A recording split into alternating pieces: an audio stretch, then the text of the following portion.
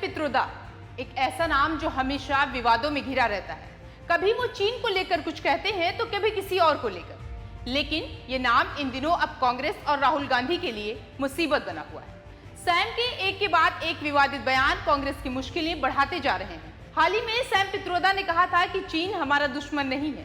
तब तो इस बात से कांग्रेस ने दूरी बना ली थी और कहा था कि ये सैम की व्यक्तिगत राय है।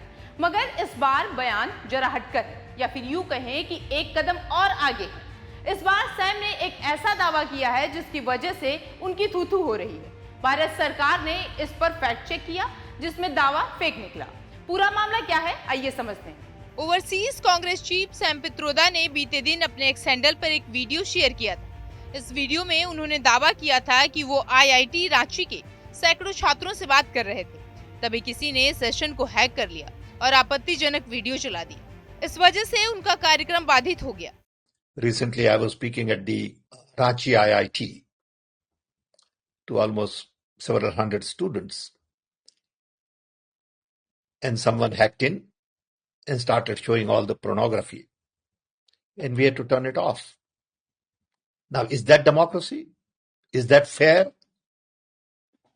So I think institutional independence is at the core of democracy, where people can do normal things without worrying about interference. जिसके बाद शिक्षा मंत्रालय ने तुरंत इस दावे का खंडन किया। मंत्रालय ने साफ किया कि रांची में कोई आईआईटी नहीं है।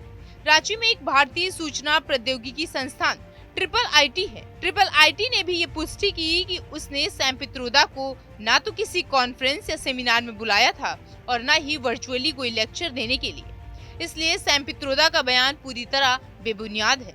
मंत्रालय ने एक्स हैंडल पर लिखा, ये संज्ञान में आया है कि सैम पित्रोदा ने बीते दिन अपने एक्स हैंडल पर एक वीडियो साझा किया था। उन्होंने वीडियो में कहा था कि वो आईआईटी रांची में सैकड़ों छात्रों को संबोधित कर रहे थे और किसी ने उसे हैक कर लिया। कुछ आपत्तिजनक सामग्री चलानी शुरू कर दी। इससे कार्यक्रम रुक गया। शिक्षा मंत्रालय ने ये साफ किया कि रांची में कोई आईआईटी नहीं है।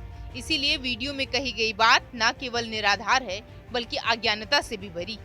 रांची में एक भारतीय सूचना प्रौद्योगिकी संस्थान ट्रिपल आईटी है, मगर ट्रिपल आईटी रांची ने इस बात की पुष्टि की है कि संस्थान ने सैम पित्रोदा को किसी भी सेमिनार में व्याख्यान देने के लिए नहीं बुलाया। मंत्रालय ने कहा कि इस तरह का लापरवाही भरा बयान देश के एक अत्यंत प्रतिष्ठित संस्थान यानी भारतीय प्रौद्योगिकी संस्थान की छवि को खराब करने की कोशिश लगती है। शिक्षा मंत्रालय की तरफ से जब फटकार लगाई गई तो पित्रोदा की अकल ठिकाने आई, जिसके बाद उन्होंने सफाई दी और कहा, मुझे आईआईटी रुड़की में बोलने के लिए आमंत्रित किया गया था। ये कार्यक्रम बीते दिन आयोजित हुआ था, जिसमें जूम कॉल के जरिए मैं छात्रों और फैकल्टी को संबोधित कर रहा था। दुर्भाग्य से मेरा भाषण शुरू होने के कुछ मिनट बाद ही एक हैकर ने वीडियो कॉल को हैक कर लिया और स्ट्रीमिंग पर अश्लील कंटेंट चलाने लगा। हमने तुरंत वीडियो कॉल को बंद किया और इवेंट को भी तुरंत खत्म कर दिया। ये बेहद परेशान करने वाली घटना हुई है, खासकर एक शैक्षिक संस्थान में जो सीखने और विकास की जगह है। साइबर सुरक्षा चिंता का विषय बनी हुई है और यह हमें याद दिलाता है कि डिजिटल सेफ्टी और निगरानी कितना जरूरी है। यानी जिस तरह से सैम पित्रोदा के बयान पर केंद्र की तरफ से पलटवार किया गया और ये चेतावनी भी दी गई कि उनकी वजह से संस्थान की जो छवि खराब हुई है उसके लिए उन पर कानूनी कार्रवाई भी की जाएगी। इसी के साथ मंत्रालय ने यह भी साफ कर दिया कि पित्रोदा को किसी भी कार्यक्रम में बुलाया ही नहीं गया था।